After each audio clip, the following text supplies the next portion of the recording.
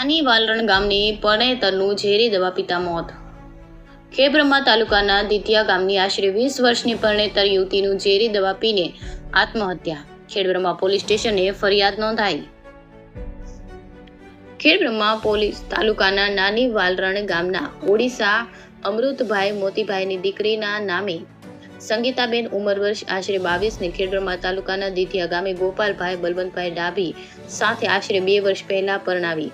આમ છતાં આરોપી ગોપાલભાઈ ડાભીને અન્ય સ્ત્રી સાથે આડસ સંબંધ હોવાને કારણે મરણ જનાર સંગીતાબેનને ગોપાલભાઈ અવારનવાર મારઝૂડ કરી શારીરિક તથા માનસિક ત્રાસ આપીને મરવા સુધી દુષ્પ્રેરણા કરતા હતા. સંગીતાબેનને આ ત્રાસ સહન ન થતા તેમણે તારીખ 11/5 ને સવારે 8 કલાકે ઝેરી દવા પી જતા સારવાર અર્થે ઈડર તરફ લઈ જતા હતા. ત્યારે વડાલી જતા જ તેમનું એમ્બ્યુલન્સમાં મોત થતા વડાલી સિવિલમાં પીએમ અર્થે લઈ ગયા. આ બનાવ બનતા મરણ જનાર સંગીતાબેનના પિતા અમૃતભાઈ ઓડિયા ખેડબ્રહ્મા પોલીસ સ્ટેશને ફરિયાદ આપી હતી, જેની તપાસ ખેડબ્રહ્મા પીએસઆઈ એવી જોશી કરી રહ્યા છે. રિપોર્ટ જયેશ ઠાકોર સાથે શૈલેષ પટેલ, સાબરકાંઠા બ્યુરો ચીફ.